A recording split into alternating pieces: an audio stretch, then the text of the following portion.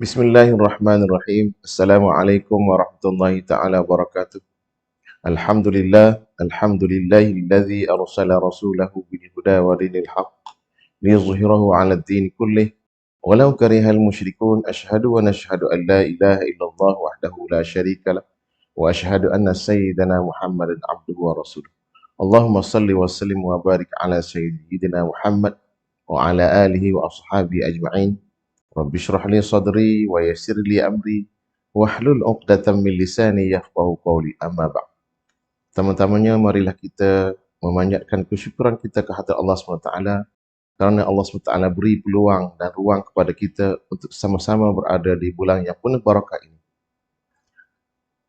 Hadis Rasulullah SAW yang berbunyi, "Man shama Ramadhana imanan wa ihtisaba, ghufira lahu ma taqaddama min dhanbi." Rawahul Bukhari.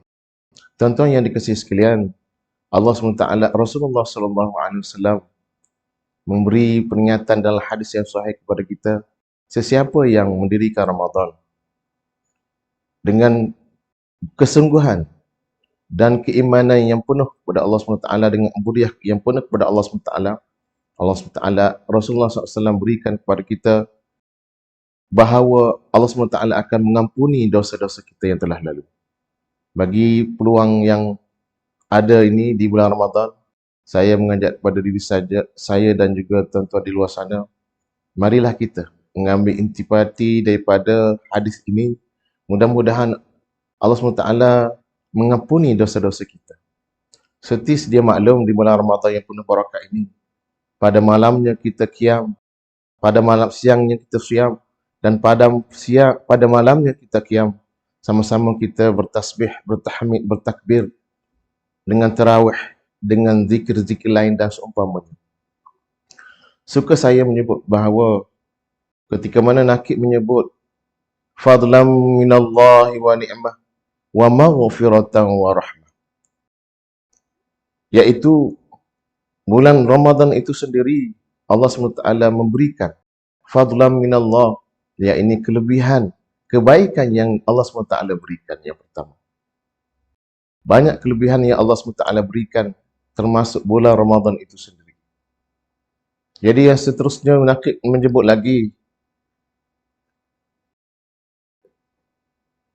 wa ni'mah, nikmat yang Allah SWT berikan kepada kita ini cukup banyak sekali.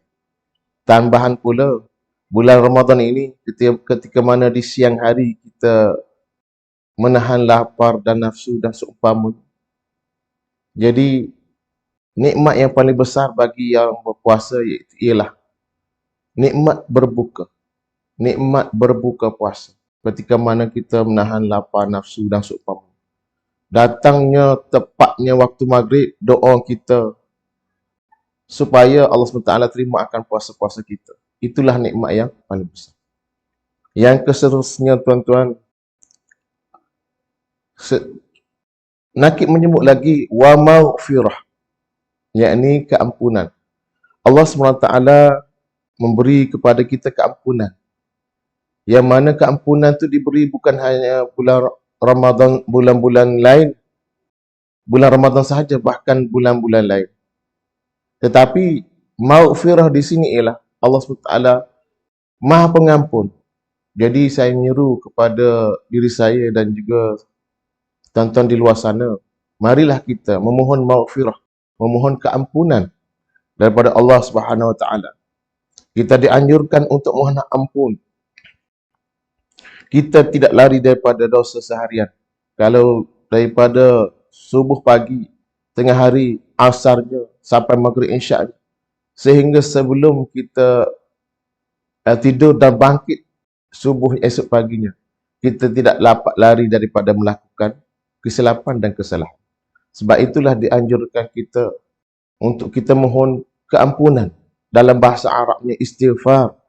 Mohon istighfar kepada Allah Subhanahu Wa Taala, yang mana Allah SWT ni bersifat dengan sifat pengampun.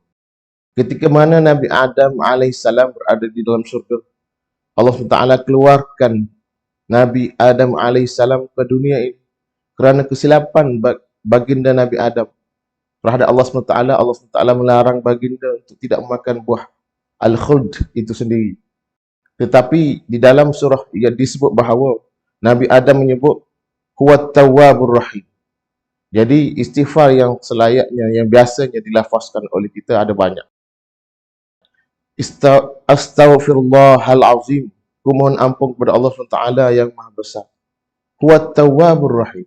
Kerana dialah yang menerima taubat, lagi maha pengasih. Ada lagi istighfar yang tuan-tuan boleh amalkan.